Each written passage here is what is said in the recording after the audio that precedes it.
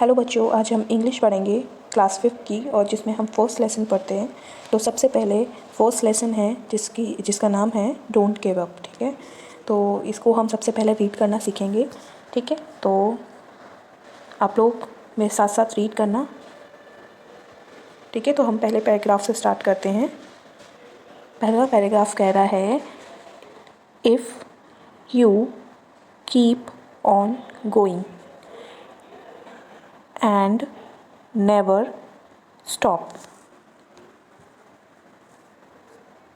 you can keep on going. You can make it to the top. ठीक है, तो यहाँ पर मैंने एक एक वर्ड पढ़ के सुनाया है। अब मैं स्पीड में पढ़ के सुनाती हूँ आपको। If you keep on going and never stop, you can keep on going, you can make it to the top. ठीक है बच्चों, ये हो गया आपका first paragraph. Now the second paragraph. ठीक है, हम सेकंड पैराग्राफ पढ़ेंगे। तो सेकंड पैराग्राफ है आपका, life is full of mountains, some are big and some are small, but if you don't give up, you can overcome them all. ठीक है, यहाँ पर भी मैंने एक एक वर्ड पढ़ के बताया है। अब इसको फिर मैं स्पीड में पढ़ के सुनाती हूँ इस पैराग्राफ को।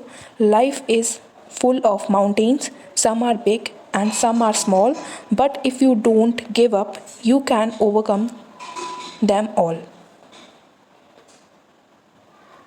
ठीक है बच्चों, ये हो गया आपका सेकेंड पैराग्राफ। अब हम पढ़ते हैं आपका थर्ड पैराग्राफ।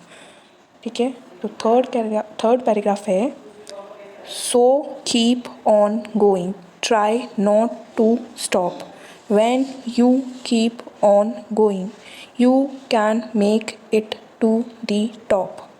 ठीक है, यहाँ पर भी मैंने एक एक वर्ड पढ़ के सुनाया। अब इसको भी मैं स्पीड में एक बार पढ़ के आपको सुना देती हूँ इस पैराग्राफ को। So keep on going, try not to stop, when you keep on going, you can make it to the top.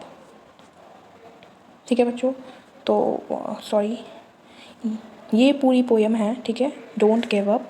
तो ये मैंने आपको पढ़ाई है और इसको आप रीड करेंगे। ठीक है,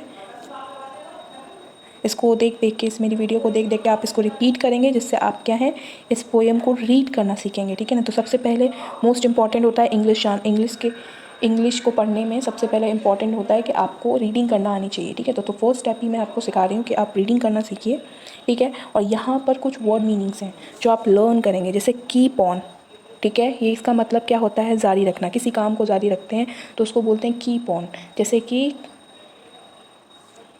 नेवर का क्या है, कभी नहीं। ठीक है, तो ये मीनिंग से याद कीजिए। गिव अप का मतलब होता है किसी चीज़ पे हार जाना, प्रयास छोड़ देना। ठीक है, ओवरकम का होता है सफल होना, काबू पाना। ठीक है, आप किसी चीज़ पे ओवरकम कर गए। जैसे अगर आपको डर लगता है तो उस डर पे आप काबू पा गए। तो क्या आप बोलेंगे डर का मीनिंग होता है फियर। तो आप बोलेंगे कि आई ओवरकम माई फियर, मैंने अपना डर ख़त्म कर दिया है। ठीक है, मेक इट मतलब किसी काम को पूरा करना, तो हम बोलते हैं I make it this thing. ठीक है ना। सो ये हो गया आपका। ठीक है, तो ये वर्ड मीनिंग्स आपको याद करने हैं बच्चों। ठीक है, so this is all about it. And इसको बार बार दोहराना। ठीक है, इससे क्या है, आप लर्न करना सीखेंगे, रीडिंग करना सीखेंगे। ठीक है।